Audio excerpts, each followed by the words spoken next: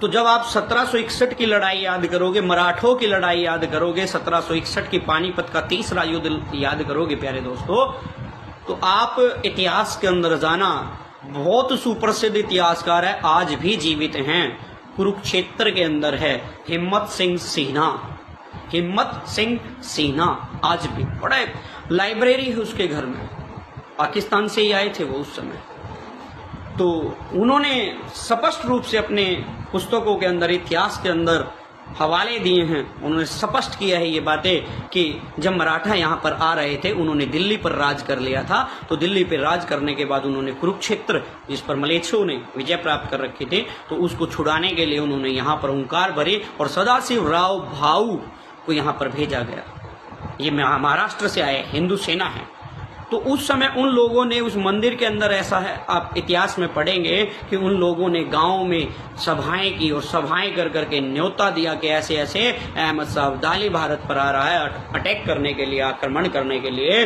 तो उन्होंने, क्योंकि आपको पता हो 1761, 1739 नादिर शाह जो कोहिनूर हीरा लूट करके ले गया था यहाँ से, 1739, तो 40 की बात है। फिर 61 के अंदर उसी का भतीजा अहमद शाह अब्दाली अफगानी वो आता है, चेतावनी देकर के आता है। तो मराठों ने एक संयुक्त सेना बनानी थी, तो वह यहाँ पर आए और आकर के उन्होंने गांव गांव में गए। और आप ध्यान देंगे पत्र भी भेजा है, उन्होंने अपना पत्र भेजा है, और वो पत्र भेजा है, उस पत्र पर स्पष्ट लिखा गया, प्रार्थना की गई है जाट बिरादरी से, गुर्जर बिरादरी से, स्पष्ट रूप से पत्र भेजा है कि हे वीरो, तुमने सदा इस राष्ट्र की रक्षा की है, कि मैं आपसे आह्वान करता हूं कि जब अहमद ये अब्दाली आएगा तो उसके साथ हमने युद्ध करना है। तो उन्होंने सहर्ष स्वीकार किया। और यहाँ पर देखते ही देखते 10,000 की सेना एक ही स्थान पर, एक ही आंचल से, पेवा के आंचल से, इस करनाल के आंचल से, इस पानीपत के आंचल से एकत्रित हो जाती है एक रात, एक दिन में। और धीरे धीरे वो विशाल सेना बनकर के चलती है। तो मोडी लिपि में, महाराष्ट्र के अंदर जो है मोडी लिपि है, उसमें आपका इतिहास सुरक्षित रखा हुआ है।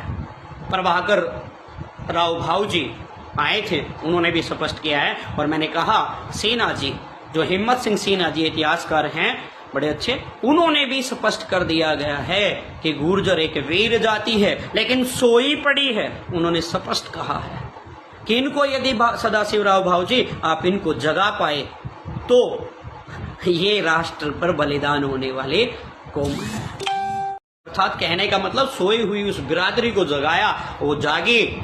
और इतिहास के अंदर आप देखोगे 13,665, बहुत बड़ा आंकड़ा है, गुर्जरों ने बलिदान दिया था। ऑथेंटिक रूप से आंकड़ा बोल रहा हूं।